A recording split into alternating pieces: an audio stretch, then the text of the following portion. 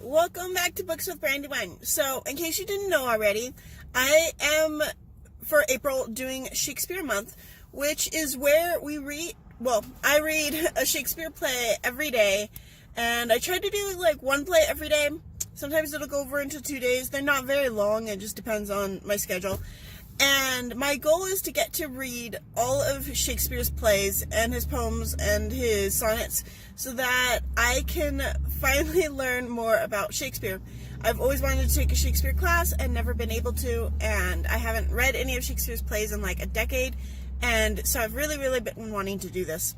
One of the things that really inspired me to do this was a few years back, one of the women in my church ward she's an art teacher, and I think sometimes she's an English teacher as well, and so she was talking about this thing called the Shakespeare Challenge, which I cannot find anywhere online. I have searched for it, I have Googled it like crazy, but the way she described it is that if you read, I don't remember how many exactly she said, but we'll just say 30, or it might have been for 30 days. It was either read 30, or watch 30, or listen to 30 of Shakespeare's plays, or do it for 30 days. I can't remember which it was, and this was years ago that she told me about it, and I didn't write it down. But she said that after doing this, you'd become fluent in Shakespearean, and it would be this great way to be able to speak Shakespeare. And I can already read a little bit of Shakespeare just because of my past in reading his plays, especially The Tempest, which I was obsessed with in high school and read a lot. And then watching his plays, I grew up with the 1968 Romeo and Juliet, and so I watched that a lot. And I read the King James Version of the Bible, so I'm used to thee and thou and thy and stuff like that. But being able to speak Shakespearean was not necessarily my main goal, but I definitely want to learn more about Shakespeare, learn more about his plays, because they're everywhere. So I wrote down I didn't write it down, but I noted it in my mind when I found out about the Shakespeare Challenge, and I've been determined ever since to do it.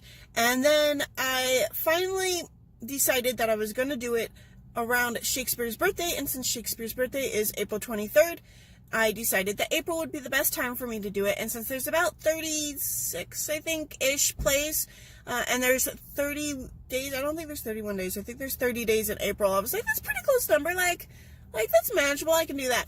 And to explain all of this in my original video, but I panicked, so you're getting it now.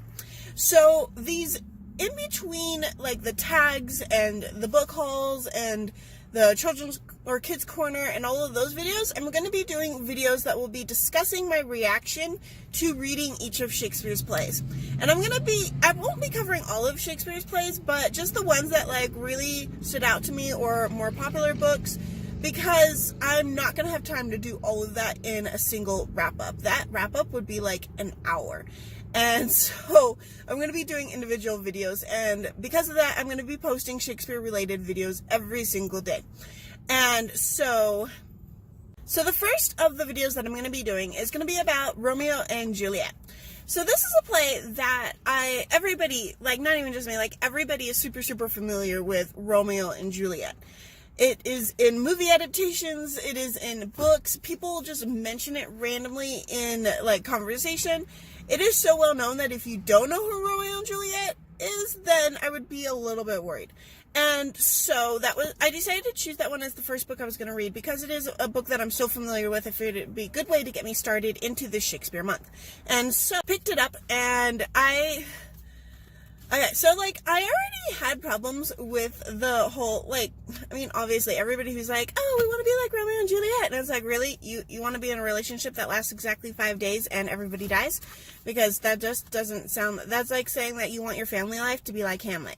It's just not, a good thing, and yet it's something that a lot of kids want for some reason. And so, I already, had that view of Romeo and Juliet, and I didn't expect that to change at all, and it didn't change at all reading it. But what really stood out to me in this reading was how disappointed I am in all of the adults in the book. So, first, I don't think Montague's parents really count, because you don't really see them. They're they're worried about him, but they also, like, know that he's a teenager and they don't want to push Romeo away. But then you've got Lord and Lady Capulet. And at first, I really liked Lord Capulet because Paris is trying to ask him for his daughter's hand in marriage. And he's like, look, she's only 13 years old. She's going to be turning 14 in like 2 weeks. She is way too young to get married. And even if she were to get married, I'd want her to get married for love. And I was like, woo, you go, Lord Capulet. Like, you tell Paris, you are awesome. Clap. I love you. And then, like, the next day, he's like, oh, nope. She's grieving too much over Tybalt. Like, we need to snap her out of her grief by getting her married, because, you know, that works so well.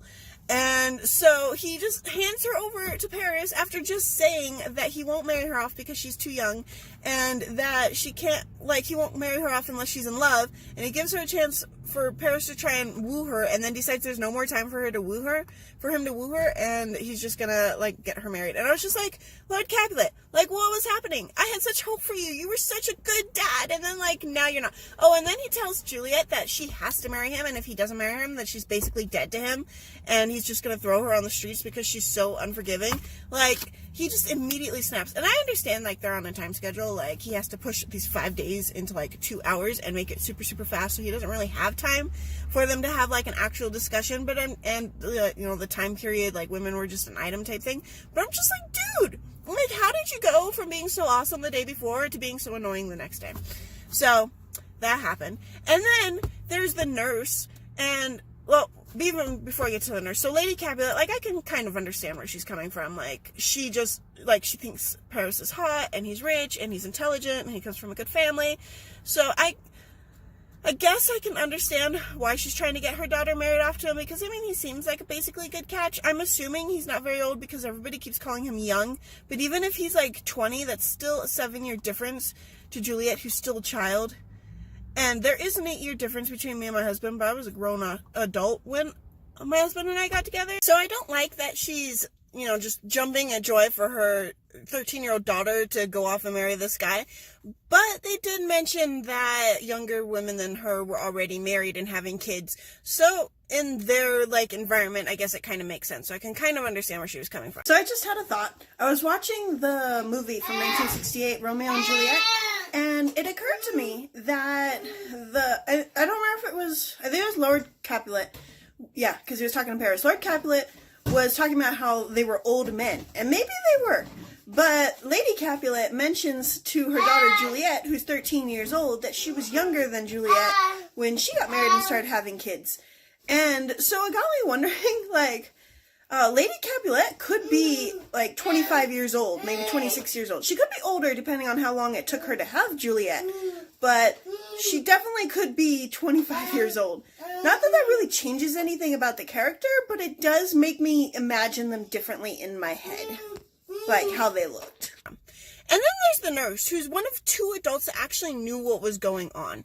And she doesn't, like, give any counsel, anything. She talks all the time about how she practically raised Juliet, and yet she has no advice for her when she suddenly comes to her with all of her 13-year-old angst and announces that she's in love with her enemy's son and is just going to marry him with 1 day's notice, which I thought was really weird until the dad said that he was giving, like, 3 days notice for her to marry Paris. And I'm just like, what's going on here? Like, what happened to, like, 6 months to a year planning the wedding and maybe waiting until the funerals are all done?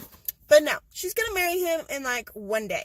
And I don't remember if it was, the next day. No, it was the next day because she met him that night. So, like, 24 hours or less. Maybe less, because it seemed like it was almost dawn. So, like, in 12 hours, she's marrying this guy that she just met at the party the night before and is fallen madly in love with all of her teenage angst.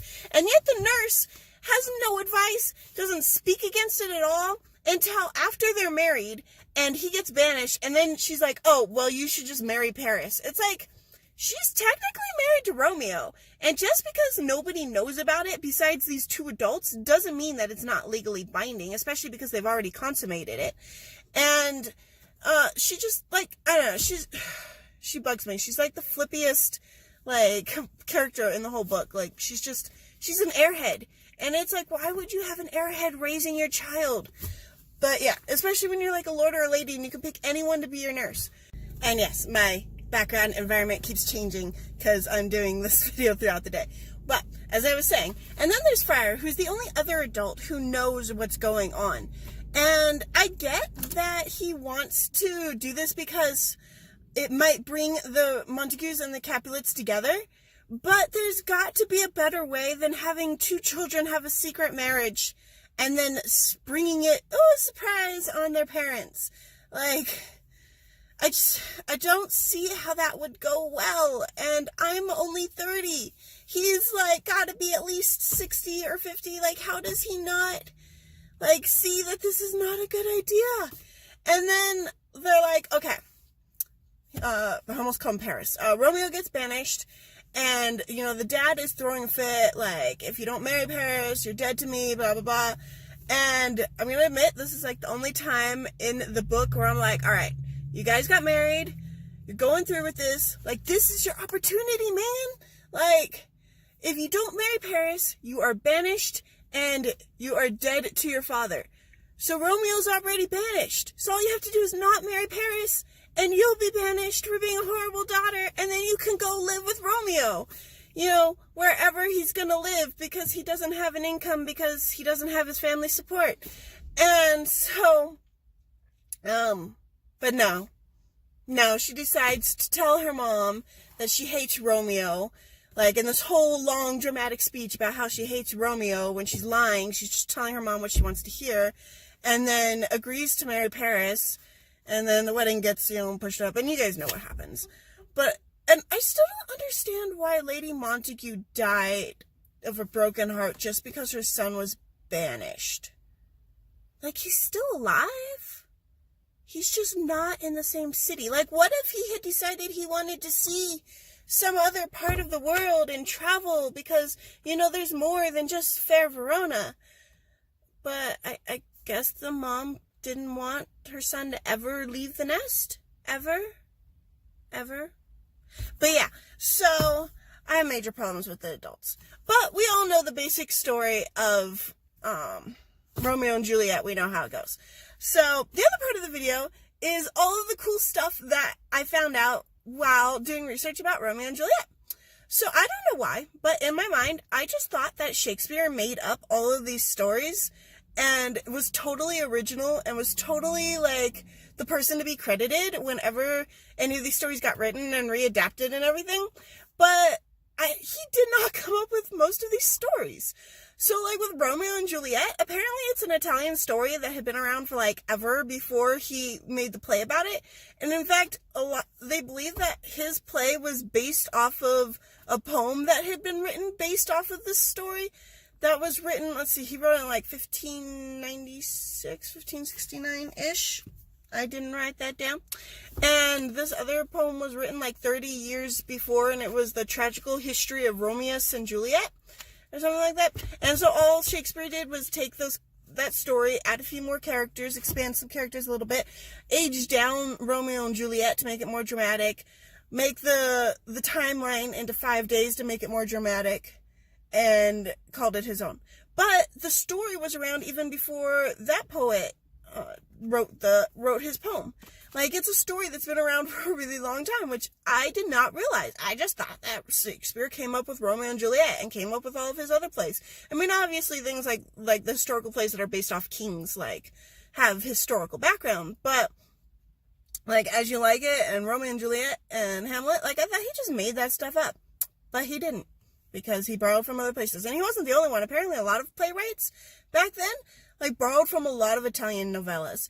And so, or novels, I think is what it was, not novellas. And so yeah, so that was cool. I did not know that. So, I learned something new. And, that was probably the only, like, cool thing I learned. Other than that, I did find one, article that was talking about the most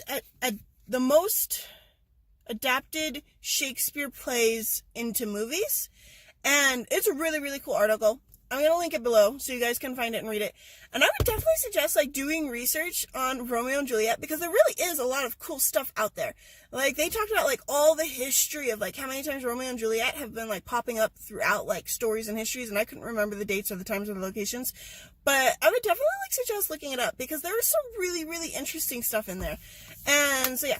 And then, but this article said that Romeo and Juliet was the second most adapted into movies, which I totally thought it was going to be, like, the most adapted. I didn't see any articles that gave statistics on how many times the different Shakespeare plays have been adapted into, like, novels. But this one was specifically on movies. And so apparently Romeo and Juliet was the second most adapted into movies. And the first being Hamlet. No, not Hamlet. Was it Macbeth? It was either Hamlet or Macbeth. I can't remember. I will let you know in either my Hamlet or Macbeth video. But for sure the second most popular one was, I'm pretty sure it was Hamlet was the first one. But the second most popular one was Romeo and Juliet. And, I mean, obviously it's everywhere. It's in music, you know, the Love Song by Taylor Swift and Hey Juliet by LMNT. And, like, there's just, like, it's in a lot of songs. It's really popular.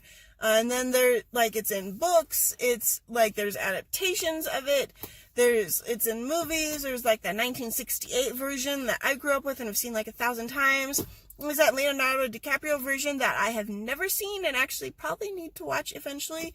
It kind of looked really ridiculous, there were guns, I don't know, but I do want to see that. Of course, West Side Story, which is, like, the best, like, dance version of Romeo and Juliet ever. I need to watch that again. For some reason, I don't own that. But yeah. And then, Lion King 2, which was totally Romeo and Juliet with a happy ending. Just like the first one was Hamlet, the second one was totally Romeo and Juliet. I will fight you on this. And then there's Romeo and Juliet. Like, there's been a lot of adaptations of Romeo and Juliet into movies, into books, into music. It is everywhere. It's in our common speech. I really wish people would stop saying, hey, I'll be a Romeo, because, you know, they died. And the only one who made it out alive was Rosalind, because, you know, she went to a convent and stuff. But yeah, so overall, I'm glad I read it. I think maybe I definitely had a different point of view on it because I am an adult and I do have a kid, and if my kid was Romeo, I'm sorry, but, like, probably been too late for disciplinary action by that age, but just, like, I hope my kid would talk to me about that. And that's another thing. Like, these kids didn't even feel confident enough to talk to their parents about it. I did feel like, okay, so I also read Romeo and Juliet, The War, which is a graphic novel adaptation of the play. And it was done by Stan Lee and a few other guys who, unfortunately, their names I can't remember, but their names will be linked below.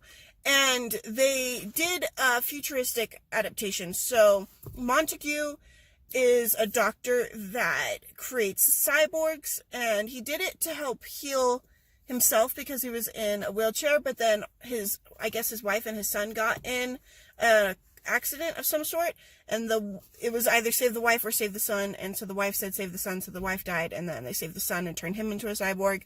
And then Capulet is a scientist as well, and he learned how to isolate certain genes in the DNA and make superhumans, and so he made a bunch of people superhumans. People that were already, like, alive were turned into superhumans, and then they bred together, and Juliet was the first generation to come from the superhumans and be, like, a natural superhuman that was just born that way. And so the whole thing takes place in the future. They were all soldiers, and then now the war's over, and now they're fighting because they have too much testosterone and nothing else to do with it, I guess. And so they hate each other, and they're fighting. And some of the lines were really corny. Obviously, he's trying to fit in this entire story in just 145 pages. There were definitely some pages that I got to skip because it was just them fighting. And I was like, skip. Let me get to the dialogue type thing. Because I really don't like to watch violence and there is blood. Anyway, but I feel like the complaints that I had in the play Romeo and Juliet really got addressed in this adaptation. So if some of your major complaints were the immaturity of Romeo and Juliet and the idiocy of the adults who did not give advice in as the adults that knew what was going on, then definitely read this adaptation. You can buy it for $5 on Kindle or Apple, because it does address those, and I like that. It still ends the same way. I mean, everybody dies, but, well, not everybody. Well, yeah, everybody dies. Temple dies. They did change one thing. Instead of Mercutio dying, no, Mercutio did die, but they also killed Benevilio. I don't have the book with me, but the other guy that was best friends with Mercutio and Romeo, he dies too. I think. I'm pretty sure. But yeah, so definitely, like, I would suggest going and reading that one too, if some of those were some of the things that bothered you, because that definitely addresses that. But that is my Romeo and Juliet video. I am now reading Much Ado About Nothing, which I'm actually really enjoying so far. I've never read it before. I have no idea what to expect. I know nothing about the storyline, but, you know, I always hear about it all the time, like it's really important, but I have no idea what's going on. And apparently there's an Ursula in there, but I'll get to that in another video. I don't want this to be another 10-minute video. So I will see you guys tomorrow. Have a wonderful day and have a great Shakespeare month.